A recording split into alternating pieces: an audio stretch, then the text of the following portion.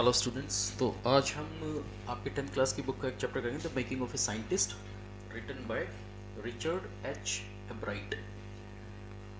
तो ये जो chapter the making of a scientist, ये स्टोरी है फेमस साइंटिस्ट रिचर्ड एब्राइट की।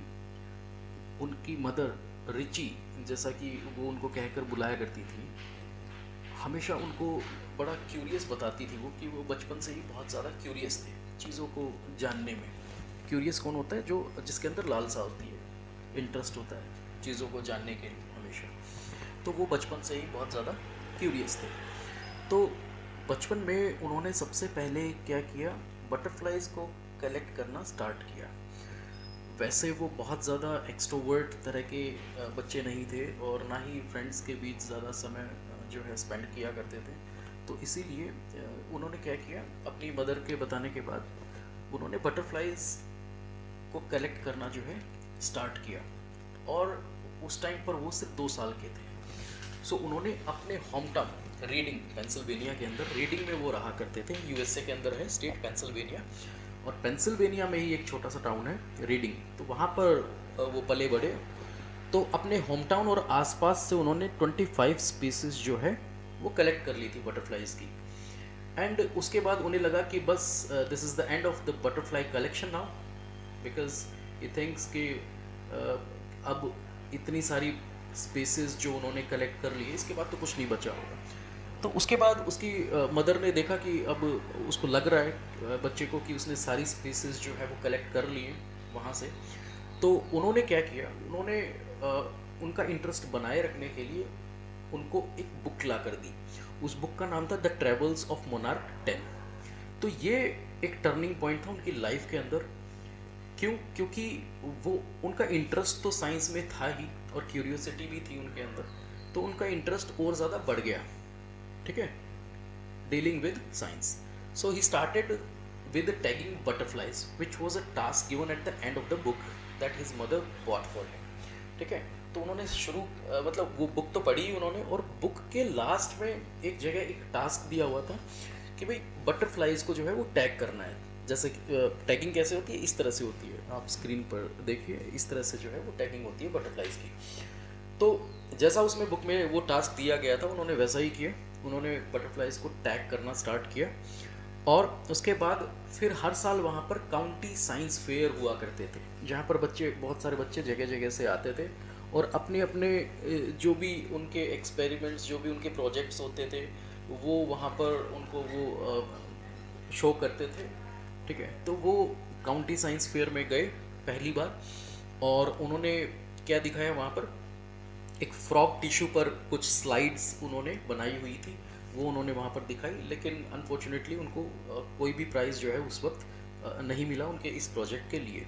तो वो थोड़े से सैड थे इसके बाद, इस हार के बाद। लेकिन उनको ये समझ में आ गया था कि अगर उनको जीतना है तो कुछ रियल एक्सपेरिमेंट्स उनको करके दिखाने होंगे साइंस फेयर के अंदर, ना कि कोई नीट एंड क्लीन मॉडल्स बना के, या कोई कॉपी करके कोई मॉडल बना दिया और वो ले जाकर वहाँ पर दिखा दिया और प्राइज़ मिल गया। ऐसा नहीं होने वाला, ये बात उनको समझ में आ गई थी अपने पहले ही साइंस फेयर के बाद। तो उनको ये था कि हाँ, कुछ रियल एक्सपेरिमेंट्स जो है वो उनको करने पड़ेंगे अगर उनको कोई प्राइज़ जीतना है तो उन्होंने क्या किया, उन्होंने, डॉक्टर यूकर्ट हुआ करते थे यूनिवर्सिटी ऑफ टोरंटो के अंदर, टोरंटो इज़ इन कनाडा। तो उन्होंने लेटर लिखा डॉक्टर यूकर्ट को, and he asked him for the ideas to make projects. तो क्या किया उन्होंने, रिची ने लेटर लिखा और उनसे, डॉक्टर यूकर्ट से आइडियाज़ मांगे किन टॉपिक्स पर वो प्रोजेक्ट जो है वो बना सकते हैं। तो अब उन्होंने काफ़ी सारे आइडियाज़, एक पूरी लंबी लिस्ट उन्होंने वहाँ से भेजी टोरंटो से, और वो बिज़ी हो गए फिर अपने इस काम में, अपने एक्सपेरिमेंट में। और इसी के साथ वो अपने हाई स्कूल के टाइम पर वो बिज़ी हो गए अपने इन प्रोजेक्ट्स के ऊपर काम करने में, जो डॉक्टर यूकर्ट ने जो लिस्ट भेजी थी उनके ऊपर। तो नेक्स्ट ईयर जो जब फेयर आया तो उन्होंने एक प्रोजेक्ट चुना ये देखने के लिए कि वो कौन सा वायरल डिजीज़ है जो कि मोनार्क कैटरपिलर्स को हर कुछ सालों में एक बड़े लेवल पर मार दिया करता था। मतलब वो कौन सा वायरल डिजीज़ है जिसकी वजह से मोनार्क कैटरपिलर्स जो है वो हर कुछ सालों में बहुत बड़े लेवल पर मारे जाया करते थे। ठीक है, तो उस वायरल डिजीज़ के बारे में वो स्टडी कर रहे थे। So he thought that the reason for this could be a beetle. तो उन्होंने सोचा कि इसका रीज़न जो है वो बीटल हो सकता है, कि बीटल की वजह से उनकी मौत हो रही हो। तो उन्होंने क्या किया, उन्होंने कैटरपिलर्स को रेज करना स्टार्ट किया, ठीक है, उनको पालना स्टार्ट किया, किन की प्रेजेंस में, बीटल्स की प्रेजेंस में। लेकिन इसके बावजूद उन्हें कुछ ज़्यादा जो है वो रिजल्ट्स देखने को नहीं मिले। और जब उन्होंने अपना ट्रायल एक्सपेरिमेंट शो किया काउंटी साइंस फेयर में, इस बार उनको एक प्राइज़ जो है वो मिला था, बिकॉज इस बार वो he was doing something real this time. It wasn't a model, a copied model this time, क्योंकि पिछली बार तो उन्होंने एक मॉडल बना दिया था बस नीट एंड क्लीन कॉपी करके, तो वहाँ पर उसको उनको कुछ नहीं मिला। लेकिन दिस टाइम उन्होंने कुछ किया है, एटलीस्ट ही ट्राइड। उन्होंने कोशिश की एक रियल एक्सपेरिमेंट करने की, ऑल्दो उनको इसमें सक्सेस नहीं मिली थी, लेकिन एटलीस्ट उन्होंने ट्राई किया था, और इसी के बेसिस पर उन्होंने वो एक प्राइज़ जो है इस प्रोजेक्ट के ऊपर जीता था। अब नेक्स्ट ईयर की फिर वो तैयारी करने लग गए अपने नेक्स्ट जो साइंस काउंटी फेयर था उसके लिए। और नेक्स्ट ईयर एक एक्सपेरिमेंट किया ये शो करने के लिए कि वाइसरॉय जो बटरफ्लाइज हैं वो मोनार्क बटरफ्लाइज को कॉपी करती है।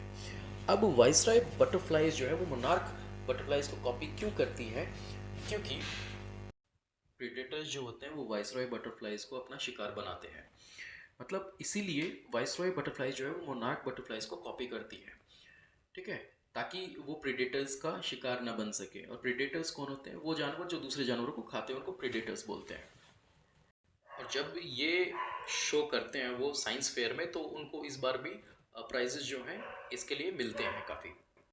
देन उसके बाद वो अपना रिसर्च स्टार्ट करते हैं ये पता लगाने में कि जो मोनार्क प्यूपा होते हैं उनके ऊपर 12 गोल्डन स्पॉट्स जो हैं वो उनका रोल क्या होता है, वो किस लिए होते हैं। जैसे कि आप देख सकते हैं इसके ऊपर ये जो छोटे छोटे गोल्डन स्पॉट्स हैं इनका मकसद क्या है, ये क्यों होते हैं इसके ऊपर।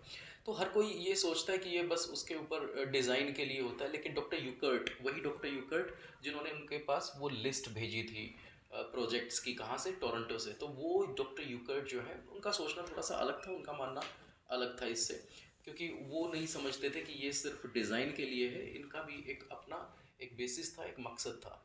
तो एब्राइट और एक और उनका एक साथी, एक और ब्रिलियंट साइंस स्टूडेंट, उन दोनों ने इस पर एक एक काम किया, एक डिवाइस बनाया जो कि ये शो कर सकता था कि जो गोल्डन स्पॉट्स हैं और एक प्यूपा के ऊपर, वो रिस्पॉन्सिबल है, एक तरह के हार्मोन को वो रिलीज़ करते हैं जो कि नेसेसरी है उसकी ग्रोथ के लिए। मतलब जैसा कि सबका मानना था कि वो गोल्ड स्पोर्ट्स जो हैं वो जस्ट ऐसे ही है, वो सिर्फ डिज़ाइन के लिए हैं, तो ऐसा नहीं था। वो एक तरह का हार्मोन रिलीज़ करते हैं जो कि नेसेसरी है उसकी ग्रोथ के लिए। और उसके बाद उनको क्योंकि वो काउंटी साइंस फेयर में जीतते हुए आ रहे थे, तो उन्हें अलग अलग लैब्स में, बड़ी बड़ी लैब्स में अमेरिका की, वहाँ पर जो है काम करने का मौका मिला, और काफ़ी सोफिस्टिकेटेड, काफ़ी एक्स्ट्रा ऑर्डिनरी इंस्ट्रूमेंट्स को यूज़ करने का उन्हें मौका मिला। और उसके बाद वहीं पर उन्हीं सोफिस्टिकेटेड लैब्स में काम करते टाइम वो जो गोल्ड स्पोर्ट्स जिस तरह का हार्मोन जो वो छोड़ते थे ना, उसके केमिकल स्ट्रक्चर को भी उन्होंने जान लिया था वहाँ पर रहकर, उन लैब्स में रहकर। और फिर एक दिन ऐसा हुआ कि एक फ़ोटो को देखते हुए, केमिकल स्ट्रक्चर की फ़ोटो को देखते हुए, उन्होंने लाइफ के एक बड़े पजल को जो है वो सॉल्व कर दिया था। when he came to know how a cell blueprints its DNA, जब उन्हें ये पता लगा उस फोटो को देखकर कि एक सेल जो है वो किस तरह से एक डीएनए की रूपरेखा को तैयार करता है, तो ये एक बड़ा ब्रेक थ्रू था, एक बड़ी अचीवमेंट थी उनके लिए। और उनका ये काम जो है वो मैगजीन्स में भी छपा। उनका इंटरेस्ट सिर्फ साइंस में ही नहीं है, ठीक है, और भी बहुत सारे इंटरेस्ट थे उनके, एंड जिनके लिए उनको एडमायर किया जाता है। और उनके जो सोशल स्टडीज़ के जो टीचर है वो उनको हमेशा एडमायर किया करते थे उनके दूसरे इंटरेस्ट्स को लेकर, और बताया करते थे कि वो साइंस में इंटरेस्ट रखने के अलावा वो एक अच्छे डिबेटर भी हैं, एक अच्छे पब्लिक स्पीकर भी हैं, और एक अच्छे कनॉइस्ट भी हैं। कनॉइस्ट कौन होता है, ये आप स्क्रीन पे देखो, ये जो कनॉइंग होती है वो इस तरह से होती है। तो he never used to win for the sake of winning, ठीक है, उनके अंदर हमेशा से ऐसा नहीं था कि बस मुझे जीतना ही है, एक पागलपन किसी के अंदर होना कि बस जीतना है मुझे, तो किसी भी तरीके से जीतना है, तो वो चीज़ नहीं थी उनके अंदर कि भाई जीतना है या प्राइजेस ही लेने हैं, लेकिन हमेशा से उनका ये मानना था कि जो भी वो करें वो अपना बेस्ट दे और जिसकी वजह से वो बेस्ट भी बने। तो चैप्टर में यही बताया गया है कि अगर आपके पास वो सही अमाउंट में क्यूरियोसिटी है, आपके पास विल पावर है और आपके पास एक अच्छा ब्राइट माइंड है, तो ये वो सारी क्वालिटीज़ हैं जो एक अच्छे साइंटिस्ट के अंदर होनी चाहिए। और ये क्वेश्चन भी आता है, आपसे पूछा जाएगा कि एक अच्छे साइंटिस्ट में कौन कौन सी वो क्वालिटीज़ हैं जो होनी चाहिए, और आप फिर इन तीनों को लिख सकते हैं। तो उनकी मदर, जिन्होंने एक बहुत ही बड़ा रोल प्ले किया था, ठीक है, उनकी क्यूरियोसिटी को जगाए रखने में, और फिर उनको बहुत ज़्यादा सपोर्ट भी किया था थ्रू आउट हिज जर्नी, और उनकी क्यूरियोसिटी को बनाए रखा था वो book locker, the travels of monarch 10। ठीक है, तो ये चैप्टर जो है यहाँ पर फिनिश होता है।